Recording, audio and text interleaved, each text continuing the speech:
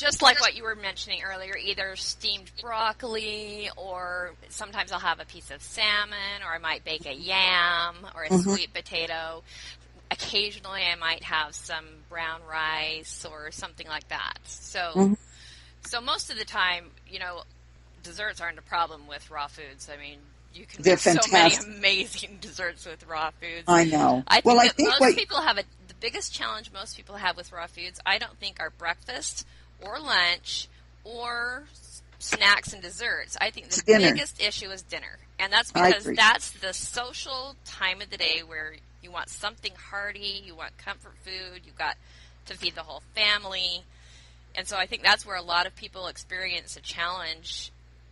And, they think, what can I make for an entree here? How can I make a meal with raw foods? I can eat an apple during the day as a snack, but that's not a meal. So, well, I have a few of my favorites that I have that are quick fixes for that I make when I really want that. But I'm like, now I crave greens and salads. I mean, I'm going to make a big kale salad tonight for dinner, and sometimes I just have parsley salad, and those things satisfy me very well. Or these burger patties are always really good. You can put them in, and I love nori wraps. I do a lot of things in nori wraps for dinner. But let me explain. I'm cooking for myself and my boyfriend. right.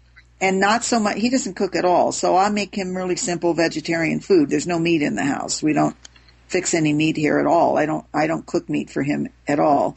I'll make him a baked potato or sweet potato or whatever, and vegetables, and he has that at home, and rice and stuff like you're saying you're eating. And then he'll eat raw. He has a drink every morning. But my daughter, who has 2 young kids and her husband, and the kids love green drinks, but they're not all raw. One of them is trying to be a vegetarian. She's 8 years old. So my daughter is still cooking foods, and she's still staying raw.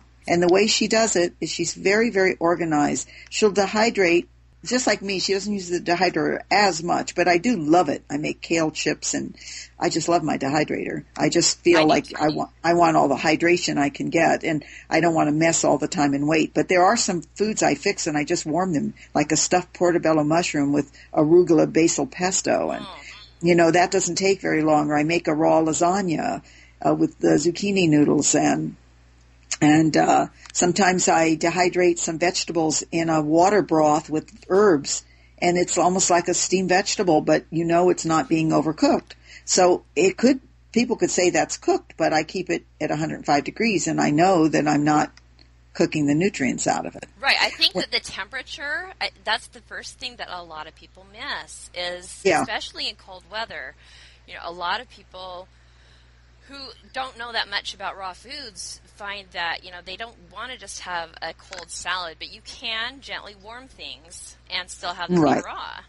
I know people write me all the time. They say, well, I can't do it during winter. And then I tell them I make soups, and I can heat them in my Vitamix, but I don't because I can't control the heat. But I do it in a pan, and I can use the thermometer. I can use my little finger, It's like you were giving a baby a bottle. Right, and you exactly. test it on the wrist. It's the same thing, and I'll heat a soup up, and I'll make things in the Cuisinart and then dump it in there in a pot and just heat it slightly. And then I make fantastic soups. On a cold day, a tomato broth soup is fantastic with chopped avocado, fresh avocado, and cilantro, and red onion, and corn off the cob, and it makes a beautiful soup. And you just heat it lightly and spice it up if you need it. And by the way, that's another thing in cold weather is spicier foods.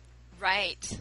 Are very, very satisfying. Things with turmeric in it, and cumin, and a little cayenne pepper. I mean, that just heat you up really fast, and it's really good. So here's the deal. It takes time to learn that you can just throw in a handful of nuts and make it thicker.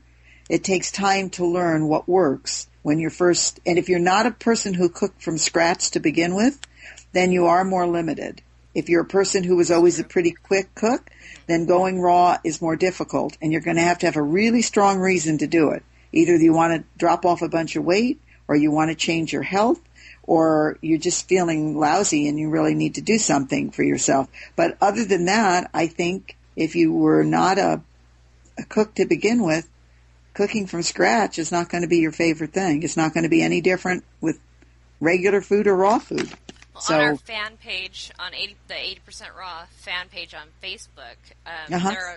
we're getting a bit of a following over there now, and people are asking questions, and a lot of people are already raw foodists. But for those who are just trying to get into the lifestyle, I think that one of the difficulties is thinking either that it's all you can have is like fruit and vegetables in their most simplistic form, either salad or an Right. apple or banana, Carrot stick, right? Right. Or on the other end of the spectrum, they think it has to be so complicated that, they find these raw recipes that are, just like it takes 36 hours to have something to eat, right. and they're just going, I don't have time or the inclination to do that. So I think you're exactly right. It takes time, and it's a very personal thing. You can't just follow a set format. You have to find your comfort space, I think.